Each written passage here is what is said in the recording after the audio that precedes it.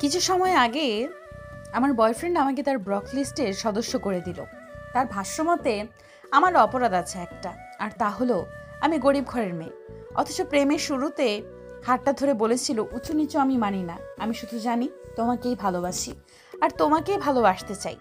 তুমি যদি আমায় ফিরিয়ে দাও তাহলে ভাববো যে বড় ঘরের ছেলে হওয়াটাই আমার দোষ।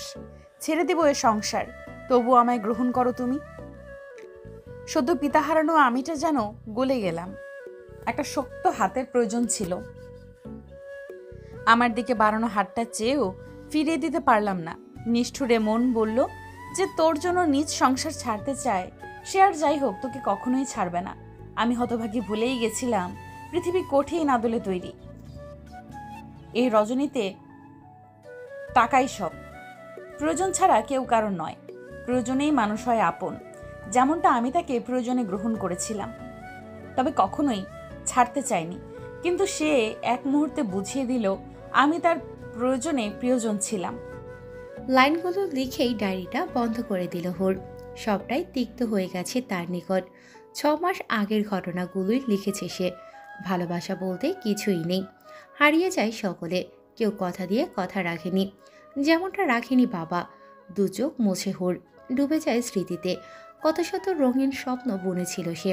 বাবা হাত ধরে বলেছিল, মা, তোকে কখনো ছেড়ে যাব না। অথচ সেই বাবাই চলে গেলেন। হুমায়ুনের ক্যান্সার ছিল, চিকিৎসা করার সুযোগ মেলেনি। তার আগেই মারা যান উনি। ডায়েরিটা যত্ন করে তুলে রাখে আলমারিতে।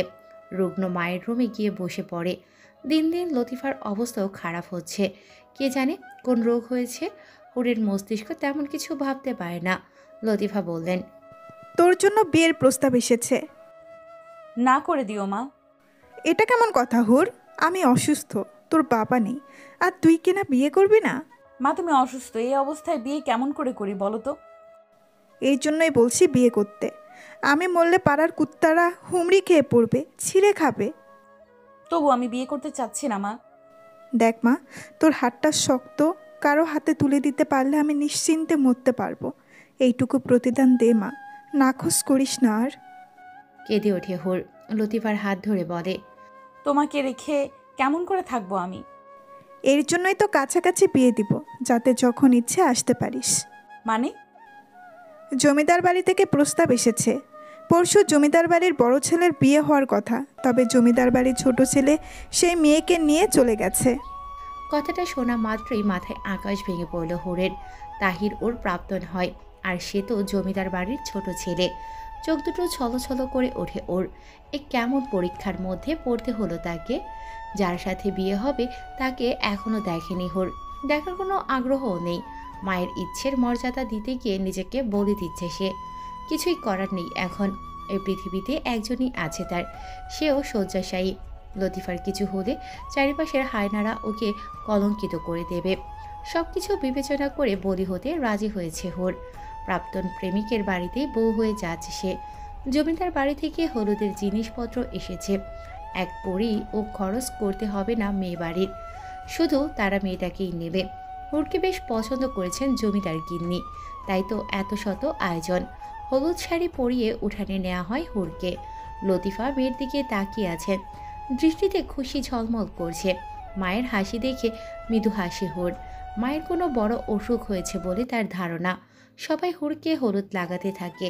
হঠাৎ করেই কয়েকজন এসে বলে, এই এই জমিদার গিন্নি এসেছে, সবাই সরে যাও।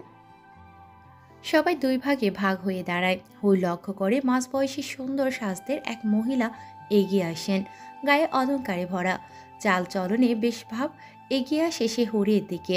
হুরের মাথায় হাত রেখে বলেন, মাশাল্লাহ, আমার বাড়ির যোগ্য বউ হতে হবে কিন্তু।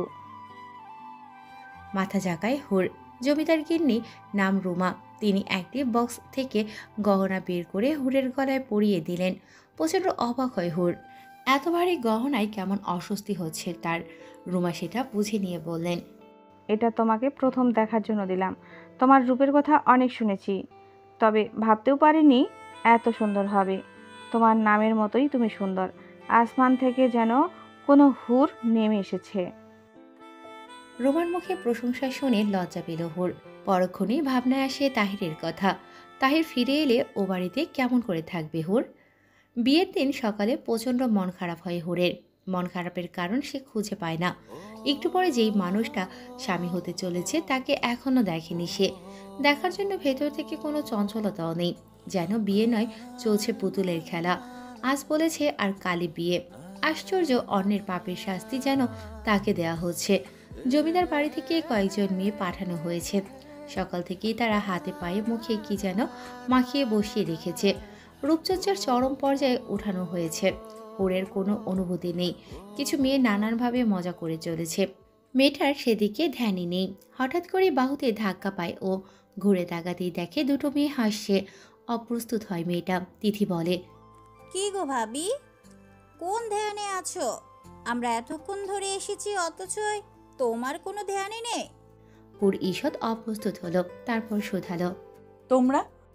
আমরা হলাম তোমার ননদিনী। ও আচ্ছা, দাঁড়িয়ে আছো কেন? বসো তোমরা।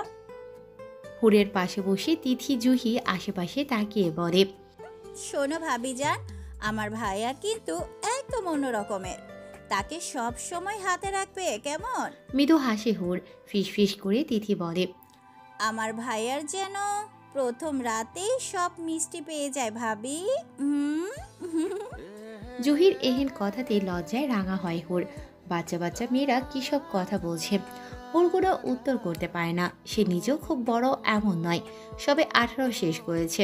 এই তো মাসখানেক আগে এসএসসি পরীক্ষা দিল। জুহি আর তিথি যেন আজ ঠিক করেছে হুরকে লজ্জায় মেরে ফেলবে। হুরের দম বন্ধ হয়ে যাবার মতন অবস্থা। কোনো মতে উঠান থেকে উঠে আসে সে। ক্লাস 10-এর মেয়েরা এত দুষ্টু হয় নাকি?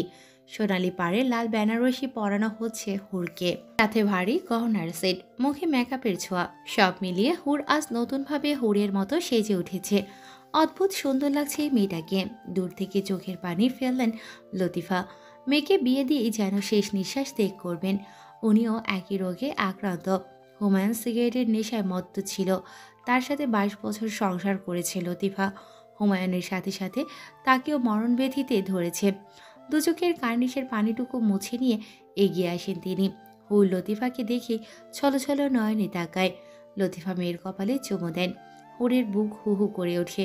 লতিফা চলে আসেন অন্য ঘরে, যেখানে বিয়ে পড়ানো হচ্ছে। কিছুক্ষণ পর কবুল বলতে বলা হয় হুরকে।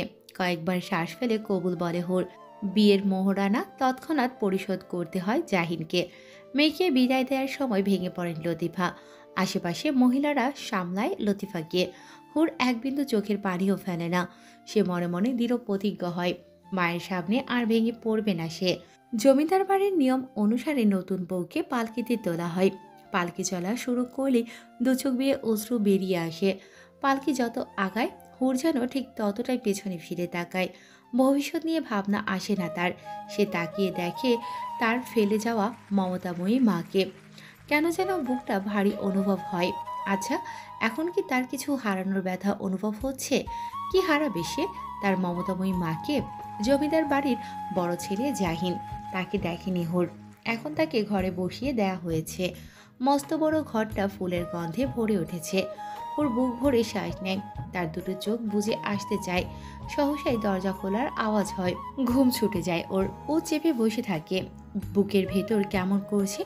অপরিচিত মানুষের ঘ্রাণ অনুভব হচ্ছে। হুর দম আটকিয়ে বসে থাকে। জাহিন চুপচাপ স্বভাবের। জীবন নিয়ে তার অনেক বেশি ভাবনা রয়েছে, তবে সেটা প্রচার করে বেড়ানোর স্বভাব নেই তার। ও ধীরে ধীরে মেয়েটির পাশে এসে বসে। হুর তখন মাথা নিচু করে আছে। ও শোধায়, এভাবেই রাত পার করবে? প্রথমবারের মতন পুরুষ কণ্ঠটি শুনতে পায় সে। কম্পিত হয় দেহ। জাহিনের কথার জবাব মেলে না। ও হাসে, ফের শোধায়, রাগ করে আছো নাকি? হুর মাথা দোলায়, নাকচ করে বোঝায় রাগ করেনি। তবে এবার মুখ খুলে হুর মৃদু স্বরে বলে, কিছু হয়নি তো? তাহলে এই ভারী কাপড় পরে আছো যে? চেঞ্জ করে আসবো? অবশ্যই। জবাব পেয়ে তৎক্ষণাৎ উঠে যায় হুর। চেঞ্জ করে আসে। এসে দেখে জাহিন নিজেও পোশাক পরিবর্তন করেছে। মানুষটির শরীর থেকে মন ভালো করার মতন সুবাস মিলছে। জাহিন এগিয়ে আসে, একদম বরাবর হয়ে দাঁড়ায়। হুর তখনও মাথা নামিয়ে আছে। পুরুষটি তার শক্ত হাতের সাহায্যে মেয়েটির থুতনি উঁচু করে ধরে। এতে দৃশ্যমান হয় সমস্ত মুখ। ওর মন জোড়ায়। এই মুখটির প্রতি বিশেষ মায়া অনুভব করে সে।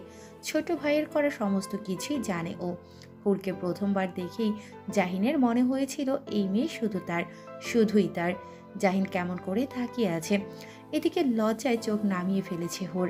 জাহিন হাসে, কানের কাছে এগিয়ে যায়, তারপর ফিসফিস করে বলে, ছোট মেয়ে, তুমি আমার প্রয়োজন নও, বরং প্রিয়জন।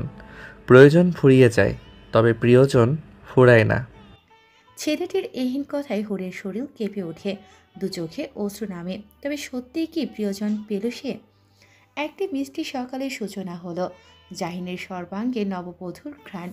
হুরের ঘুম বেশ আগেই ভেঙেছিল, তবে হাতের বাঁধন থাকায় উঠে যেতে পারেনি। জাহিন চোখ মেলে চাইল। পাশ ঘুরতেই বুকের ভেতর এক রহস্যময় অনুভূতি পেল, যা আগে কখনোই হয়নি। আপনার ঘুম ভেঙেছে? এ কথা বলেই নিজের শরীর থেকে পুরুষটির আলগা হয়ে যাওয়া হাতটি সরিয়ে নিল হুর। উঠে বসে দ্রুত আরশির সামনে এলো, শরীরের পোশাকটি ঠিক করে নিয়ে বলল, আমি ফ্রেশ হয়ে আসি। অনেকটা দ্রুতই চলে গেল হুর, যেন পালিয়ে বাঁচার প্রয়াস। জাহিন কয়েক সেকেন্ড মৌন থেকে অধর প্রসারিত করল। গতকাল থেকে তার জীবন পরিবর্তন হয়ে গিয়েছে, আর এই পরিবর্তন ওর কাছে ভীষণ উপভোগের। হুর যখন ফ্রেশ হয়ে এলো, জাহিন তখন পুরো জেগে গিয়েছে। জানালার পর্দা খুলে দেওয়াতে সকালের মিষ্টি রোদ এসে ঘরময় ছোটাছুটি খেলছে। ভেজা চুলগুলো তোয়ালে দিয়ে পেঁচিয়ে নিয়েছে মেয়েটি। জাহিন যখন তার দিকে দৃষ্টি ফেরালো, ও তখন কিছুটা আমতা আমতা করে বলল, ওয়াশরুমে তোয়ালেটাই ছিল, আপনার বোধহয় আমি ব্যবহার করে ফেলেছি। শেষ বাক্যটা বলতে গিয়ে মেয়েটা কেমন সংকোচে ডুবে গেল। ওর আচরণে হেসে ফেলল জাহিন। সমস্যা নেই, আমাকে দাও, আমিও গোসল করে আসি। চুল থেকে তোয়ালেখানা খুলে দিল হুর। সেটা নিয়ে ওয়াশরুমের দিকে এগিয়ে গেল জাহিন। তোয়ালে থেকে অদ্ভুত সুন্দর এক ঘ্রাণ পাওয়া যাচ্ছে। এই সুন্দর ঘ্রাণ এখন থেকে রোজ পাওয়া যাবে। বিষয়টা স্মরণ হতেই বুকের ভেতর কেমন একটা অনুভূতি হয়। জাহিনের অধর আপনা আপনি প্রসারিত হলো। একেই হয়তো ভাগ্য বলে। মেজাজ উষ্ণ হয়ে আসে জমিদার গিন্নি রুমার। ছোট ছেলেটার খোঁজ এখনও পাওয়া যায়নি। তিনি এবার অধৈর্যই হয়ে যাচ্ছেন। একটা কাজ যদি ঠিক মতো হয়, ও কোথায় পালিয়েছে? দেশ ছেড়েছে কি? সামনে থাকা ছেলেটা মাথা নত করে রাখে, মিনমিনে সুরে বলে, ছোট সাহেবকে আশেপাশে সব জায়গায় খুঁজেছি, কিন্তু পাইনি। একটা মানুষ উধাও হয়ে গেল। খোঁজ চলছে, আশা করি পেয়ে যাব। সেই দিনটা কবে আশরাফ? আশরাফ নামের ছেলেটা মাথা নামিয়ে রাখে। রুমা ক্ষণে ক্ষণে মেজাজ হারাচ্ছেন। জাহিন সিঁড়ি দিয়ে নেমে আসছিল। তাকে দেখেই আশরাফ বাইরের দিকে অগ্রসর হলো। কি খবর বাবা? মুহূর্তে মেজাজ বদলে কথাটা বললেন রুমা। তবে জাহিন সেটা ধরে ফেলল। আশরাফকে যেতে দেখেছে সে। তাহিরকে পাওয়া যায়নি? রুমা যেন কথাটা এড়িয়ে যেতে চাইলেন, দৃষ্টি ঘুরিয়ে বললেন, হুর কথায় সাথে এলো না?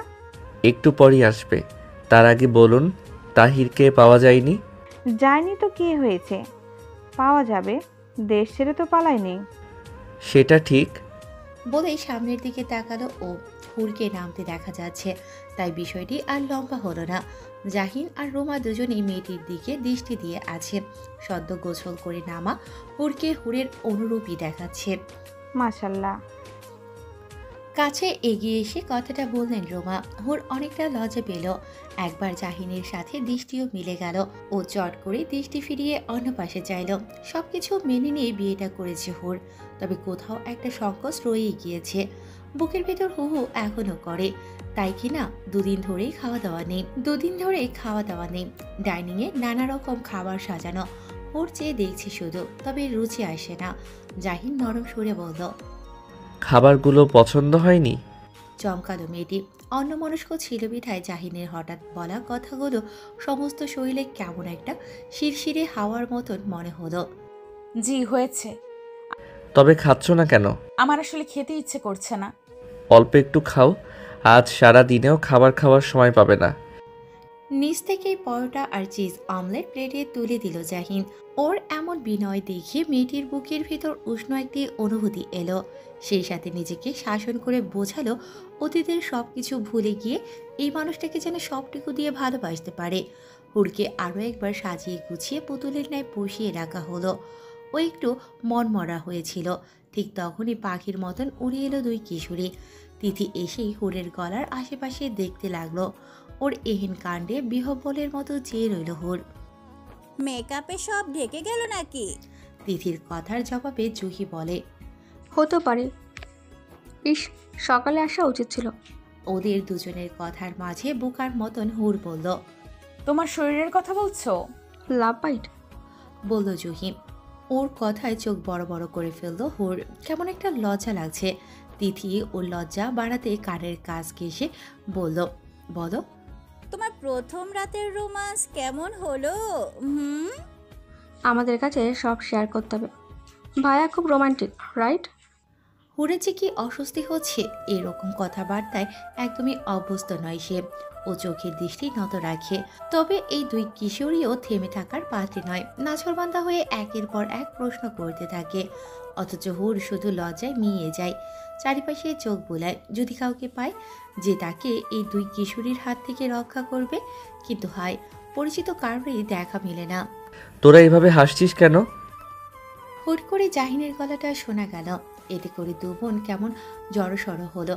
ঠিক তারপরেই মেকি হাসি মিশিয়ে তিথি বলল, কিছু না তো। হ্যাঁ ভাইয়া, আমরা এমনি হাসছিলাম। একই সুরে বলল জুহি। এই দুই বোনকে বেশ ভালো করেই চেনা আছে জাহিনের। বংশের সবাই এদের দুজনকে দুষ্টু বলেই জানে, তাই এরা এমন হাসে। এ কথা বিশ্বাস করার মতন না। জাহিন ভালো মতন দুজনকে পরখ করে নিল, তারপর এগিয়ে এসে দু বোনেরই চুল টেনে ধরল। আমার সাথে মিথ্যে বলা? ভাইয়া ব্যথা পাইনি তো? সত্যি এমনি হাসছিলাম। জুহি এমনভাবে বলল কথাটা যেন কান্না করে দেবে। একই সুর ধরল তিথিও। আমরা কিছুই করিনি। বিশ্বাস না হলে ভাবিকে জিজ্ঞেস করো। হুরের দিকে অসহায় নয়নে তাকালো দুই বোনই। ও একটু আমথামতা করে বলল, ব্যথা পাচ্ছে তো, ছেড়ে দেন। এ কথার পরই হাতখানা আলগা করলো জাহিন। উনি দু বোন পালিয়ে গেল। ওদের দিকে দৃষ্টি ফিরিয়ে জাহিন বলল, দুটোতেই দুষ্টু। হুর কিছু বলল না। সে উঠে দাঁড়িয়েছিল। পুনরায় নিজের আসনে বসলো। ওর ঠিক পাশটাই বসলো জাহিনও। আমি জানি ওরা খুব দুষ্টু। তোমাকে জ্বালিয়ে? না, জ্বালায়নি। দৃষ্টি নত রেখেই বলল হুর। জাহিন মাথাটা নাড়িয়ে বলল, জ্বালাইনি। তবে কি বলছিল ওরা? এ প্রশ্নে মেয়েটির গলা কেমন শুকিয়ে এলো। কিভাবে বলবে কথাটা? ও একটুখানি অস্বস্তির মধ্যে ডুবে গেল, তবে মিথ্যে বলতে পারল না। বলছিল আপনি রোমান্টিক কিনা। মেয়েটির নজর অন্যদিকে ঘুরানো, নতুবা এ কথা বলতে পারত না ও। জাহিন ভেতর ভেতর হাসল। কিছুটা কাছাকাছি হয়ে ধীর গলায় বলল, তুমি কি বললে? হুরের বুকের ভেতর একটা আন্দোলন শুরু হয়েছে। মানুষটার উপস্থিতি অনুভব হচ্ছে। ও কেমন শিউরে উঠল। জাহিন পুনরায় বলল, কি হলো? বলনি কিছু? তোমার বর খুব আনরোমান্টিক, তাই না? একটা লজ্জায় এসে মেয়েটির গাল স্পর্শ করে গেল। ওর এমন মুখশ্রী দেখে শব্দহীন হাসলো জাহিন। এই সময়টা ওর জন্য গুরুত্বপূর্ণ। ও মন থেকে চায় এই সুন্দর সময়টা দীর্ঘ হোক, কারণ নজর না লাগুক। রোমা তখনও অশান্তির মধ্যে দিয়ে যাচ্ছেন। তাহিরের খোঁজ পাওয়া যাচ্ছে না। ছেলেটা কোথায় হারালো কে জানে। ছেলে অন্যায় করে পালালেও মায়ের মন কাঁদতেই থাকে। তিনি এক অসহ্য অনুভূতির মধ্যে দিয়ে যাচ্ছেন। এ যন্ত্রণা কাউকে বলাও যায় না, আবার সহন করাও যায় না। অশান্তির এই মুহূর্তে স্বামীকে খুব মনে পড়ে ওনার। উনি ছুটে আসেন নিজের কক্ষে। একটা চাপা কান্না আটকিয়ে দেয়ালে টাঙানো স্বামীর বড় ছবিখানা নামিয়ে আনেন। ধুলো যদিও জমেনি, তবুও হাত দিয়ে মুছে নেওয়ার মতন করে বলেন, এ কোন যন্ত্রণা এলো? আমি কেমন করে সব সামাল দিব? আপনি দেখেন না আমি কত বড় বিপদে। কিছু ভালো লাগে না আমার। বুকের ভেতরে যন্ত্রণাটা ধরে রাখতে ব্যর্থ হন তিনি। তাই তো দুটি চোখ বেয়ে ক্রমাগত অশ্রুর বর্ষণ হয়। তিনি কাঁদতে থাকেন। অনেকটা সময় কাঁদার পর একজন এসে খবর দিয়ে যায় মেয়ের বাড়ি থেকে লোক এসেছে। লোক বলতে হুরের মা আর চাচারা, যারা এতদিন সম্পর্ক রাখার চেষ্টা না করলেও হুরের বড় ঘরে বিয়ে হওয়াতে দরদ একেবারেই উতলে পড়ার মতন সমস্ত দায়িত্ব ঘাড়ে নিয়ে নিয়েছেন। অসুস্থ মাকে দেখে হুরের বুকের ভেতরটায় কান্নায় ভেঙে আসে। ও এগিয়ে এসে মা নামক মানুষটিকে জড়িয়ে ধরে, কেঁদে ফেলে শব্দ করে। এভাবে কাটলে আমার মেয়ের শ্বাস নষ্ট হয়ে যাবে তো। দেখি মা, আমার হুর, তাকা তো তুই। কাঁদতে কাঁদতে তাকায় হুর। এক অদ্ভুত রূপ খেলা করছে তার মুখশ্রীতে। কিছু মেয়ে থাকে যারা কাঁদলেও সুন্দর লাগে, হুরের বিষয়টিও তেমনই। মেয়েটি কাঁদলেও সুন্দর লাগে। দূর থেকে হুরের এই কান্না ভেজা মুখশ্রী দেখতে দেখতে হঠাৎই জাহিনের মনে হলো এই কান্না ভেজা মুখটা সুন্দর লাগলেও বুকের ভেতর কোথাও একটা দংশন ঘটাচ্ছে। ও নিজের কাছেই শপথ করল নিজের সবটুকু দিয়ে এই মেয়েটির জীবন থেকে কান্নার দলাগুলোকে একটু একটু করে মুছে দেবে, যাতে কোনো অশুভ ছায়া এসে মেয়েটির চোখে জল না আনতে পারে। কান্না করতে করতে হঠাৎই ভরাট বুদ্ধিদীপ্ত গালে চাপদাড়ি যুক্ত অপূর্ব সুদর্শন মানুষটার দিকে নজর যায় হুরের। ও নাক টেনে কান্না থামায়। জাহিন এগিয়ে আসে, সালাম জানায়। লতিফার চোখে অশ্রু এসে যায়। তিনি হাত বাড়িয়ে ছেলেটার বাহু স্পর্শ করেন। বাবা, মেয়েটাকে দেখে রেখো। জাহিন শুরুতেই কিছু বলে না, ও বরং নজর ঘুরিয়ে হুরের দিকে যায়। কান্নার ধমকে মেয়েটি হেসকির মতন উঠে গিয়েছে। ছেলেটা অভিযোগের মতন করে বলে, আন্টি, আপনার মেয়ে তো কান্নাকাটি শুরু করেছে। সবাই তো ভাববে আমার কাছে সুখে নেই, একদিনেই বোধহয় তিক্ত হয়ে গেছে। লতিফা মেয়ের দিকে নজর ফেরান, চোখ দুটো লাল হয়ে আছে। তিনি একটু শাসনের মতো করে বললেন, তাই তো, বোকা মেয়েটা কিভাবে কাঁদছে, তুমি একটু মানিয়ে নিও বাবা। জাহিন হাসে, হুরের দিকে দৃষ্টি রেখেই বলে, কোনো চিন্তা করবেন না আন্টি, কবুল বলার সাথে সাথে ও আমার দায়িত্ব হয়ে গিয়েছে। এই দায়িত্ব আমি মাথায় তুলে রাখবো। অন্য কেউ কেন, ও চাইলেও এই দায়িত্ব থেকে আমি সরব না, কখনোই না।